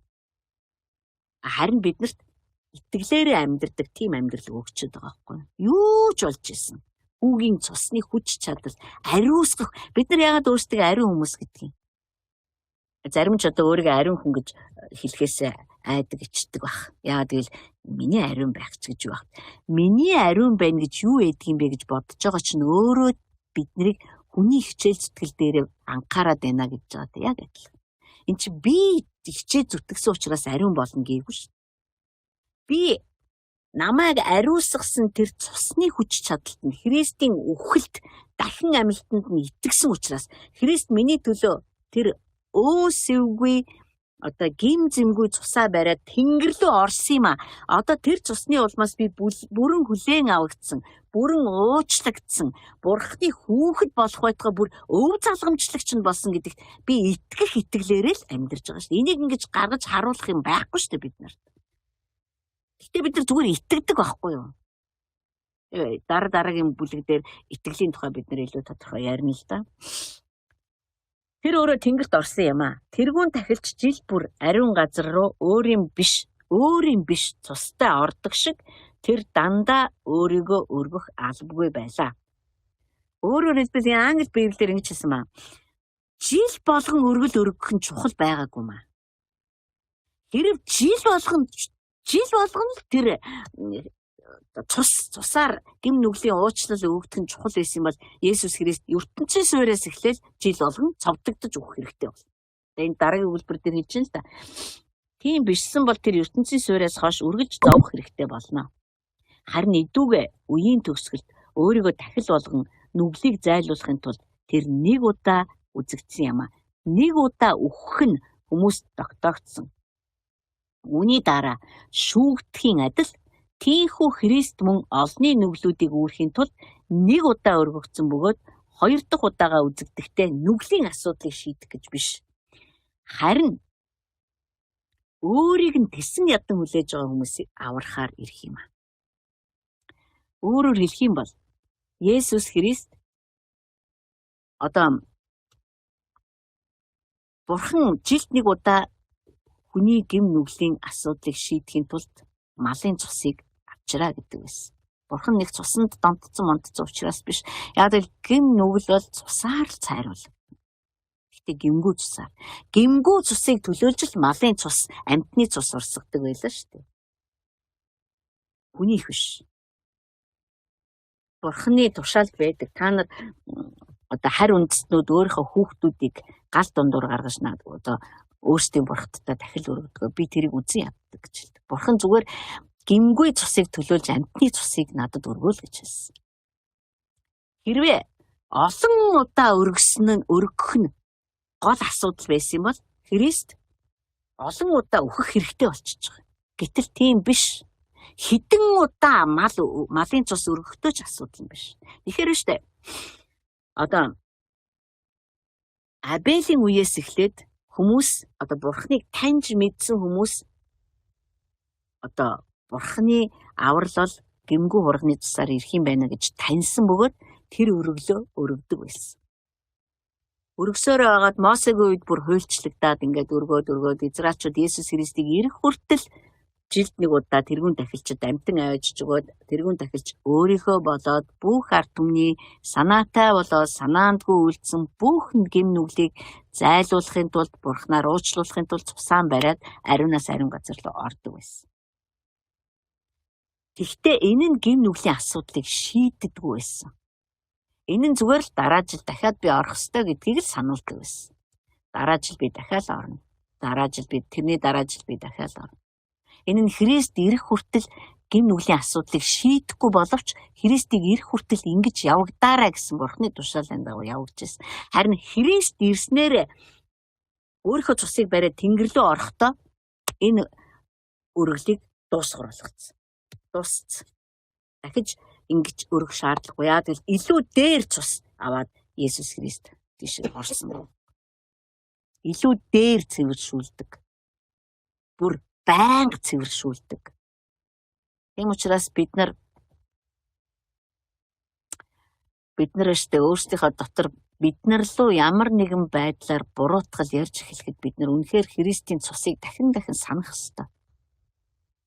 Буруу зүйл бид нар Христ дотор бид нар гим зэмгүй гэдэг маань бид нар буруу юм хийхгүй болсон гэсэн үг биш шүү дээ. Бид нар буруу зүйл хийн. Гим нүгэлч хийн. Би иш үзүүлж байгаа юм биш. Гэхдээ бид нар хийчдэг. Ганцхан ялгаа нь юунда байна вэ гэхээр бидэнд энэ цус байгаад байгаа байхгүй. Тэгээ энэ цус биднийг ерөөсөө тийм юм хийгээгүй юм шиг болтол угаадаг. Одоо ямар ч Паулын загтал дээр өгдөө шүү дээ. Ямар ч өөсөвгүй, үрчлээсгүй, ямар нэгэн толбгүй болгодог гэж. Биднэрт тэр хийсэн алдаа зөрчил, санаатаа санаандгүй гим нүглээ, саныг дурсыг өвчг ямар ч тол бүлдээхгүй болтол угааж цэвэрлэх чадaltaй. Тийм л цусыг Есүс Христ авч орсон байгаа байхгүй юу? Тийм учраас бидний амьдралаас хийсэн алдааны маань, хийсэн гим нүглийн маань үр дагаврууд арчигддаг байгаа. Ялгааг нь харж байна уу? Бид нар энэ дээр ингэж хэлсэн маа. Дахиад уншъя. Хүн нэг л удаа өгдөг. Тэгчээд үр дүнгээ сонсохоор бурхнаар шүүгддэг. Яаж амьдрсан тэрнийхээ дүнг тавиулахаар бурхнаар шүүгддэг. Тэгвэл Христ олны төлөө үхээд цусаараа төлөөс төлөхдөө өөрөө яаж амьдрснаа шүүлэх гэж биш. Харин биднийг альва шүүлтээс аврахын тулд тэр бидний өмнөөс үхсэн байгаа байхгүй. Түүнээс өөрөө хүн болгон үхдэг шиг Есүс Христ үхсэн. Тэгтээ одоо бидний амьдралаараа бурхны өмнө шүүгдэх гэж одоо үхсэн биш. Есүс Христ биднийг гим нүгэл аливаа буруу үйлдэлийн үр дагавраас хүртэл цэвэрлэх чадaltaй цусаа бидний төлөө урсгасан. Энэ айгүй чухал манайхаа. Яа тэгэл зарим хүмүүс одоо хүн юу тарин тэрийг аль хураадаг би ч дарахгүй л дээ би залуудаа би итгэхээсээ өмнө тэгж амьдарч байсан. Одоо л би тэрнийхээ үр дагаврыг үзэж гэж ярьдаг. Христийн цусыг хүчингүй болгож дахиад Христийг загалмаад хадаж байна гэсэн үг.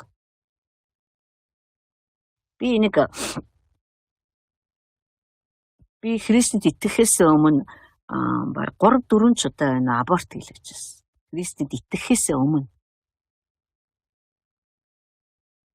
Тэгээ би Христэд итгэснийхээ дараа 2004 онд ахаа. Чи бас 98 онд итгэсэн гэж бүтэн 6 жилийн дараа. Би тэгээ маш их гимшиж уйлж ирсэн. Би 4 хүүхдийн одоо амийг бүрлэгсэн би ч алуурч юм байна гэж. Тийм шүү дээ. Аборт хийлгэж байгаа хүн болгон мөнгө өгч хүүхдээ алуулж байгаа ш сайн дураараа. Тэгээд бид нар нэг сүмдэр нэг энэ 100 айлд гэдэг нэг сүмдэр тэгэхэд очиж нэг сургалтанд сууж ирсэн. Гэхдээ тэр сургалтыг бол санахгүй. Зүгээр тэр сургалтыг бид нар бүгд залбирч ирсэн. Тэгээ би маш их уйлж ирсэн. Бурхан минь та намайг өршөөж уучлаасай. Би одоо ингээд 4 хүүхэд одоо ингээд аборт хийлгээд алчихсан юм ихтэй би та намайг өршөөгөөч. Тэгэхэд бурхан надад юу гэж хэлсэн бэ гэхээр би тийм ч манай баг хүү төрсэн 95 биш 2005 он юм байна шүү. Би чамд 3 хүүхэд өгсөн л гэж хэлсэн. Тэр надад өөр юу ч хэлээ. Би чамд 3-ыг өгсөн. Бараг миний бүх нулимсыг арчаа ичих шиг л болсон. Өөрөөр хэлэх юм бол надад ямар ч үр дагаврыг тэр зөвшөөрөг байхгүй. Аборт хийлгсэн 4 хүүхдийг би одоо сайн дураараа ингэж бүр баяр хөөртэйгээр одоо устгаж. Гэтэл бурхан харин тийш айгүй амар тий нэр ёо яаж ичихгүй ингээ итгэж болоо явж яана гээгүй. Тэр надад юу гэж хэлсэн бэ гэхээр чи чамд би 3-ыг өгсөн гэж. Өөрөөр хэлбэл намайг бүрэн уучлагдсан. Одоо чамд тэр гим нүглээс чи ямар ч үр дагавар үлдээгүй гэдгийг л хэлсэн байхгүй. Тэгээ эн чинь юу юм? Энд чи Христийн цусны хүч чадал. Хэрэв Христийн цус ингэж ажилдгүй бол та тэр амьдралд айгүй эвгүй болно. Яа гэвэл бид нар хүн болохоор алдсан шүү дээ. Хичээгээд ч бас хичээгээ явж л алдчихдаг л байхгүй юу? Хичээгээ явж л буруу шийдвэр гаргадаг. Хичээгээ явж л бид нар гим нүгэлд унтсан явж идэг. Тэрийгэж мэдхгүй ч явж ах шиг. Харин Христийн цус бидний амьдралд ажиллаж бид нар үнэхээр чин сэтгэлээсээ гимшихэд тэр цус намайг угаадаг. Тэгээ бурхантай алхаж байгаа хүнд бол гимшил бэлэг. Гимшил чинь бурхнаас ирдэг байхгүй юу? Түүнээс би өөрөө зохиож чадахгүй. Давид хүртэл гимших байтугай гимших юу хийснээ ч мэдэхгүй явж ирсэн шүү дээ.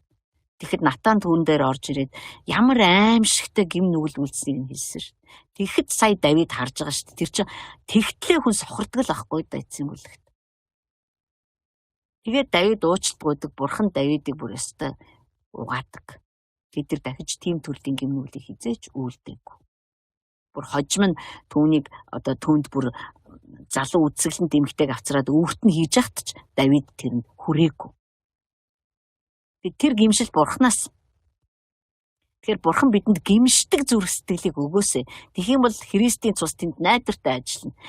Хүн гим нүглээ хүлээхгүй амьдран гэдэг бол Христийн цусыг эсэргүүцэж байгаагийн шинж тэмдэг байгаа байхгүй. Харин бид нар намайг уучлаарай. Би ингээ буруу юм хэлчлээ. Би ингээ буруу юм хийчлээ. Энэ үнэхээр муухай байлаа. Энд надад ч бас танд ч хамгийн гол нь таалагдахгүй байгаа гэж би итгэж байна гэх юм бол Христийн цус тэр даруй намайг угаана. Тэгээд бүх үр дагавраас нь цэвэрлэнэ. Тэгэхээр бид нар үр дагавраас айхгүй болно гэсэн үг. Тийм л хүч чадалтай байгаа байхгүй. Тэгэхээр Есүс Христ бидний гэм нүглийн асуудлыг бүрэн шийдсэн. Өөрөөр хэлбэл цусны дөрөвдөх хүчрхэг ажиллагаа юу гэсэн бэ гэхээр хүний гэмт чанарыг ажиллагаагүй болгосон. Хүний дотор ажилдаг гмийн хүчийг хугалсан. Ажиллахгүй болгоцсон. Бид нар ингээд бусад хүмүүс шиг ингээд худлаа яриад тэгэл ингээд хулгай хийгээл эсвэл ингээд зайлмыг хэрэглээл эсвэл завхаараад ингээд явуул чадвал чадна шүү дээ. Бидэрт чадал нь бол байгаа. Гэхдээ хүч нь өгцсөн байхгүй юу? Шаардлага болсон. Мэдгүй бид нарт ямар ч тийм тэгчгэнсэн ингэчгэнсэн яана худлаа ярмаар их би бүр яайтай байж бид нарт мэдгүй тэр итгэхээс өмнө миний дотор ажиллаж исэн тэр бүхэн яг ингээд саачсан юм шиг бүр ажиллахад болчихсон. Ажиллаа гэж бодоход бид нар мэддэг, маш их шаналдаг. Тэгээ бид нар уучдаг байдаг. Энд чинь гмийн хүч хугарсан байгааг шинж байхгүй юу? Бид нар гм нүгэлд дургу болсон, үзэн яддаг болсон. Гм нүгэл бодоход бид нар өөрсдийнхөө төрлөх зан чанарт ч дургу болсон. Үгүй энэ төрлөх хүн өөхөх хэрэгтэй байна гэж бид нар мэддэг. Бид нар зөвхөн гм нүгэл биш, бүр махан биеийн хүсэл бодлыг бид нар жигшдэг болсон. Тийм л учраас Христийн цус бидний амьдрал дээр байнга ажиллаж идэг. Гм нүглийн төгс шийдэл болсон. За одоо би нэг гялс нэг түүхийг та нартай харчмаар байна. 1-р Самуэль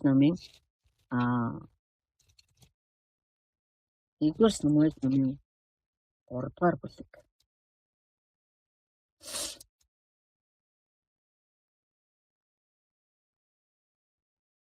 Биш 1-р Самуэлийн 3 биш юм шиг 1-р Самуэлийн 15-ын 22. 1-р Самуэль 15-22.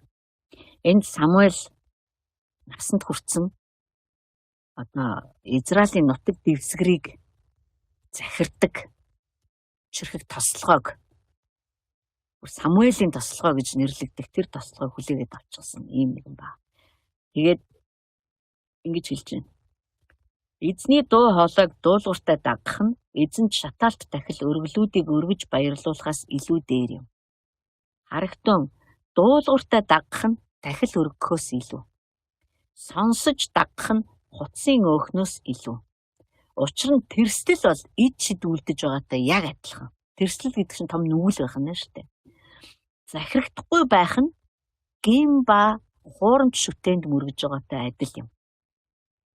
Чи эзний үгээс татгалзсан тул чамайг бас хаан байхаас бурхан татгалзлаа. Энэ нөгөө Саулын өргөл өргөсний дараа гарч ирж байгаа. Самуэль өөрөө тахилч байсан. Тэгсэн мөртлөө яагаад Самуэль Христ ирэхээс 100 жилийн өмнө Давид хаанаас ч өмнө Израилийн хамгийн сүүлийн тахилч ингэж ярьж байна. Одоо тахилыг үгүйсгэж шүү дээ. Тэгээд Самуэлийн олж авсан мэдлэг юу байсан бэ гэхээр Бурхны дуу хоолойг дагаж түүнд дуулууртай захирагдах нь тахилаас илүү дээр юм байна. Самуэль ингэж харсан. Тэгээд би бид нар Самуэлийн амьдралыг судлах юм бол ээж нь өөрөө хүүгээ Бурханд өргөл болгож өргөсөн ба. Хаана хүүгээ дөнгөж хөхнөөс тэр чи ерөөсө хүүг би болоогүй байхад би надад хүү хэрэгтэй гэтэл танд илүү их хүний хэрэгцээнд орсон юм байна. Хаана бол өөрийнхөө хэрэгцээг харахтаа Бурханы хэрэгцээг болоод харсан юм гэдэг байхгүй юу? Бурхан түүнд зүрхээ хуваалцсан гэсэн үг. Хаана чамд хүү хэрэгтэй гэж чи надаас мөн ч их олонгуйлаа. Гэтэл надад энэ ёрын тахилчлалыг дуусгах хэн нэгэн хэрэгтэй байгаа гэж чи боддоо. Яагаад гэвэл Илигийн хөвгүүд Бурханы өргөлийг жинхэнэ утгаар нь доромжилж ирсэн. Хараа Израилийн ард түмэн олон зууны турш эзэнд амьтны цусаар өргөл өргөхдөө янз бүрийн тахилчтай байсан баг. Зарим үед тэд нар үнэхээр ард түмний эрх ашигт үйлчилдэг даруухан зүрх сэтгэлтэй амжилттай тахилын ажлаа гүйцэтгэж байгаа тийм тахилчтай байсан баг. Илигийн үед лав. Одоо энд чинь хаана хүртэл өөрөө орно шүү дээ. Хаана түүний нөхөр Элкана энэ төр чинь. Эдгээр жил болгон одоо шийлод хурж ирж одоо тахил өргөдөг байсан. Одоо жилд нэг удаа өргөдөг тахилыг чинь бас Элкана хаана хоёр хийн штэ. Одоо Пенина энэ төр чинь цөм хурж ирэл хийж байгаа. Гэтэ штэ тэр үеийн тахилчид нар одоо хэрэг та битэр тэр үед амьдарч исэн гэж бодвол баг өргөлөө өгөхөөс харамсмаар. Энэ миний өргөл лав эзэнд очихгүй. Тэд нар ерөөсөн үнэхээр ёрын байсан. Гэтэл Бурхны таалал Ханнагийн дээр байваа гэдэг. Өөрөөр хэлбэл тэр ёрын тахилчлал ажиллаж байхад Бурхан Ханнад энэ ёрын тахилчлалыг дуусгах хүн надад хэрэгтэй байна гэхэд Ханна хүүгээ яг өргөл болгоод өгцөн. Одоо минийх биш юм байна. Би энэ Бурхан надад хүү өгөхөд минийх биш юм байна гэдгийг тэр мэдсэн байхгүй. Тийм учраас тэрний дараа жирэмсэлсэн, тэгээ хүү төрсөн, хүүг хөхнөөс нь гаргахад Бурханд эргүүлээд Ханна маа таны хайгаад байгаа хүн энэ байна. Та энэ хүүг хүлээж аваад та энэ тахилчлалыг зөв болгох болтугай гэд хүүгээрээ өргөл өгжсэн тийм гайхалтай нууц мөртлөө хүчрхэг ажиллагаа тэр ёрын тахилчлалын цаана явагдчихлээсэн байхгүй. Яг дотор нь. Тэгээ Самуэль гарч ирсэн Элканагийн гэр бүл тэр чигтээ сүнсэн. Самуэль одоо Израильд юр бусын тахилчлалыг гаргаж ирсэн. Тэр өөрөө тахил болж өргөгдсөн учраас тэр өөрөө Бурхантай төрхтөөл хамт байсан учраас тэр Бурханаар бүтээгдсэн учраас Бурхантай хамт амьдарч байсан учраас Бурханы зүрхэнд тахил хизээж Бурханы сэтгэлийг хангахгүй юм байна. Бас л нэг эрэл хайгуул хийсэн л гэж би боддتي. Тэр чи өөрөө тахилч жил болгон тахил өргөж байгаа. Тэгсэн хэрнээ тэр чин Бурханы зүрхийг ингээ бүр чагнаж байгаа хүн гэдэг чи арай өөр ш. Та гэхдээ нэг л тахилд нэг л баярлахгүй л байна да. Та яг юунд баярлдаг юм бэ? Та яг юунд баярлдаг надад хэлээч. Магадгүй энэ ингээд эрэлхийлж байгаа баг. Эрэлхийлж ирсэн баг. Тэгээд энэ хэлж байгаа байхгүй. Дуулууртай байна гэдэг чи ерөөс тахлаас ч илүү дээр юм байна шүү дээ. Тэр Бурхан илүү тахлаас илүү юмыг хартсан юм байна. Зовж байгаа зовлонгоос эцэгт дуулууртай байхыг суралцах тэр хураг ирж явааг Самуэль ямартай ч байсан харсан л байгаа. Бурханы дуу хоолойнд дуулууртай байна гэдэг ямар ч амьтны тахлаас илүү дээр. Тийм учраас Бурхан тэр л дуулууртай нэгнийг хүссэн хүлээж идэв юм. Ямар ч тахлаас илүү. Тэгэнгүүт Самуэль ч дараад нөгөө яг энэ Саулыг хаан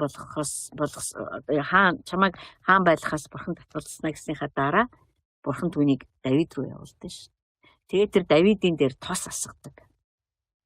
Одоо шинэ гэрээгээр бол Самуэлээс Давид руу дамжуулалт хийж байна. Самуэлээс Давид руу өв дамжигдаж байна. Ойлгож байна уу тий? Тэгээд Давид дуулал номон дээрээ хэлсэн байгаа. Одоо дуулал 40-ыг хараад байдгүй. Би түрүүн хальт ингээд юу яасан. Эрэл хайгуул хийсэн. Давидын юу дуулалууд дээр байдаг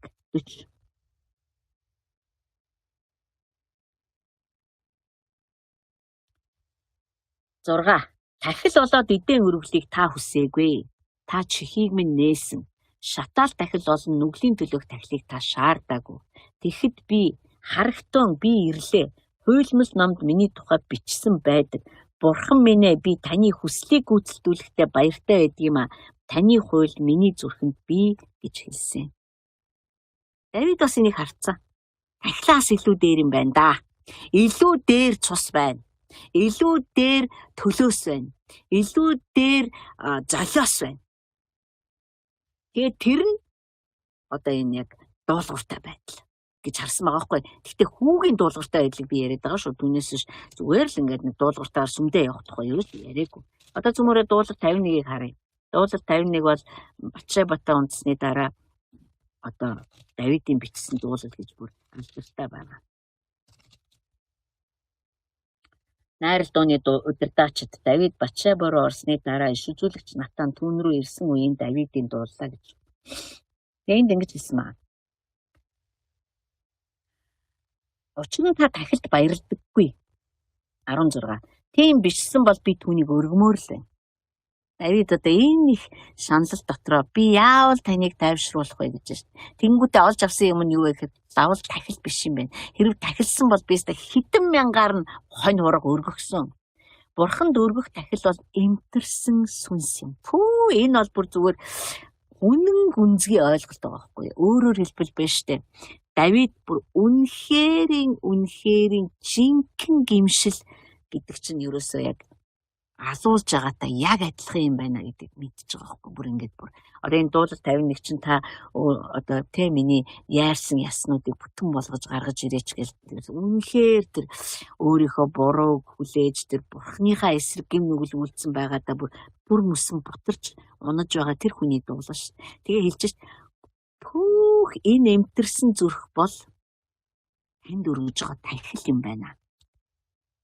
Есүс Христ өөрөө бидний өмнөөс тэгэж одоо өөрийгөө бүр ингэж одоо эвдэж хугалж ингэж одоо тахил болгож өргөсөн. Яг тэр ижил төстэй шинж тэмдэг энд явж байгаа байхгүй юу? Эмтэрсэн сүнс юм а. Бурхан эмтэрсэн гимшдэг зүрхийг та жигшихгүй. Цааш нь тэгэхээр энд юу гэж хэлж байна вэ гэхээр тахлаас илүүгээр та одоо хүний зүрх сэтгэл гимшил хүний одоо жинхэнэ гимшил гэх юм уу да. Тийм зүйлд туйлын баярлдаг юм байна. Гэдэг чинь айл хэзээний ирээдүйд ирж байгаа тэр шин гэрээний одоо өргөгдөж байгаа Христийг харсан байгаа. Тэгэхээр 9-р бүлэг бол бүхэлдээ Христийн одоо хийсэн ажлын цаана болж исэн тэр зүйлсүүдийг бидэнд хэлсэн ба. Ер нь бол Есүс Христийн загалмай дээр хүхэл шинэ мэдээний 4 номон дээр бол нэг тийм амар урт үргэлжилсэн тийм гардгүй л дээ. Гэхдээ хамгийн гол нь загтлууд дээр түүний үхлийн цаадах тэр нэг ялгуусан байдал, тэр үхлээр шийдэгдсэн асуудлууд, тэр үхлээр дамжаад явагдах ажлууд, тэр үхлээр дамжаад хийгдэх зүйлсүүд ирэх хүмүүсийн тухай тайлбарч аюух бичсэн байна. Тэм учраас бид нар Есүс Христийн үхэл ба дахин амьлтанд нь итгэдэг, энэ л итгэлээ сахих ёстой. Тэгэх юм бол эндээс ч бусад бүх зүйлсүүд одоо ургаж гарч ирнэ. Тэгээ Паул хэлсэн байдаг ш. Хэрв тэр бидний төлөө хүүгээ өгтөө харамлаагүй бол бусад бүх зүйлийг харамлахгүй шүү дээ. Бид нар бусад зүйл дээр анхаарах шаардлагагүй. Нэрш Есүс Христ өөрөө ч хэлсэн. Та нар Бурхны хаанчлаа түүний зүгт адил л ирэн хай. Бусад бүх зүйлсүүд нь зүгээр л нэмж өгнө. Айтава бид нар өнөө орой хүүгээ илгээсэн танд талархаж байна. Таны энэ юр бусын мэрэгэн ухаан хүмүүсийн нүдэнд мунхаглал мэт харагддаг боловч бидний амь амьдрал, бидний амин сүнс, бидний одоо амьсгалдаг агаар минь юм. Христийн цусыг өргөмжилж байна. Христийн өргөсөн амийг бид нар өргөмжилж байна. Тэгээ бидний өөртөө итгэж найдах итгэлийг хуг цогсон Христийн цусны хүч чадлыг бид нар магтан сайшааж байна. Хүний хүчээр биш, чадлаар ч биш. Зөвхөн сүнсээр гэсэн. Тэгээ Христийн цусаар бидэнд нээгдэхин аргагүйсэн хаалгууд нээгдсэн. Эцэг рүү орох зам чөлөөтэй болгогдсон. Христ өөрөө тэр зам нь болсон. Тийм учраас бид нар үнэхээр талархлаар дүүрэн байна. Есүс Христ та бидний гэмшдэг зөөлөн эмтрэмтгий зүрх сэтгэлтэй байлгаарай. Бидний зүрхийг хатуурхыг та битгий зөвшөөрөөрэй. Өөртөө эрдэхийг та битгий зөвшөөрөөрэй. Өөрөө хийсэн, өөрөө бүтээсэн мэт бодож андуурж өөрийгөө мэхлэх үе та үнэхээр бидний хамгаалаарай. Тэгээ Христийн цус, хурганы цусаар бид нар бүр мөсөн нээгдсэн тэр ариунаас ариун газар руу орох болсондоо туйлын талархаж байна.